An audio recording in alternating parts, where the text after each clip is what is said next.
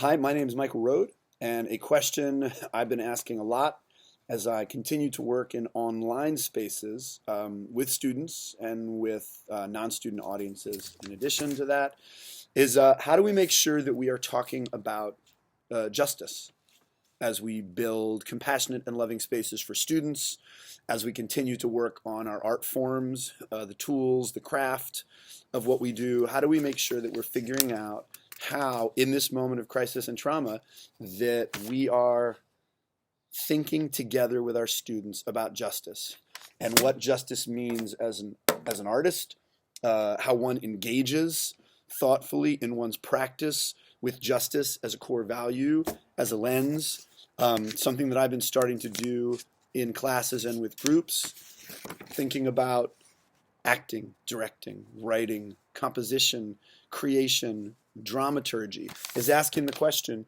whose story is centered in this moment? Whose story is centered in this moment of pandemic? Whose stories do we hear about in the press? Whose stories are being centered in art? Whose stories are being centered in policy making? Whose stories are being centered in conversations that you're around day after day? Whose stories are being centered in resource allocation? I want to suggest that a tremendously valuable space to be thinking about the practice of art making right now is looking at how the story, the history that we're in the middle of, is being told back to us. By whom, for whom, in what ways? And to ask the question, whose story is being centered, and then to ask the question, what role can I play as an artist in this moment and in other moments of making sure that everyone's story is centered in different ways, and in particular, stories that historically have not been centered and stories that desperately need to be centered and need resource allocation and need attention in policy right now. How do we center those stories? If you're a writer, how do you center those stories? If you're a content maker, how do you center the stories? And how do you invite a literacy, an analysis about whose stories are being centered to any work you do with audiences? And I'll take that a step further. Not only thinking about this moment, but as we start to think about recovery, which at some point, as we move beyond our hunkering down and we start to think about recovery, people start to talk about hope.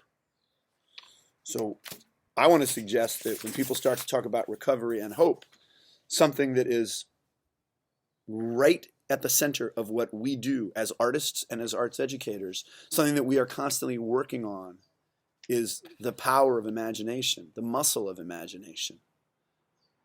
What are we working together to imagine?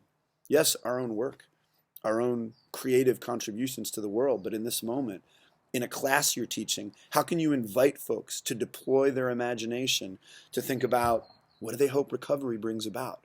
What sort of changes? How might their school, a student's school, or a neighborhood, or a community, or a city, or this nation imagine itself into and through a recovery that is more just, that centers different stories, that operates differently? An assignment could be imagine and perform what you hope will be when we get past this moment that we're in right now. At a very micro level, people passing each other on the street. At a community level, how we take care of each other. At a democracy level, what changes might happen in terms of policy that allow us to come out of this healthier and more functional as a democracy, less broken, less unjust.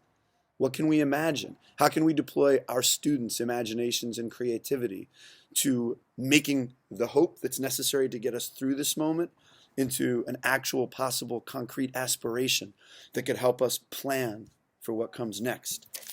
And the last word I wrote down here was care.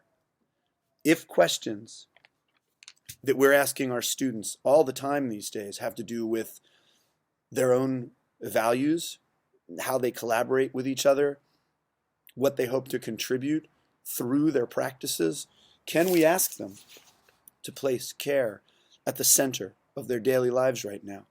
Care for themselves, care for those closest to them, care for those in circles like this classroom that they may be in with you, but also coming back to whose story is centered.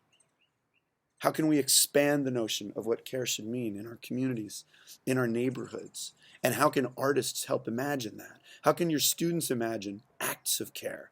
How can your students imagine narratives of care? How can your students work to make manifest the care that they feel for those closest to them, not just for them, but to an expanded circle of neighbors and residents and people around them?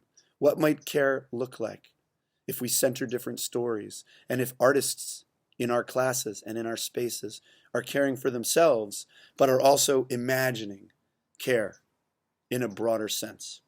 Those are some of the things I'm thinking about in classes right now, trying to invent exercises about and trying to practice imagination, hope, care, the centering of stories, all in service to justice now and into recovery and beyond. I hope that's helpful. It's been helping me think a lot.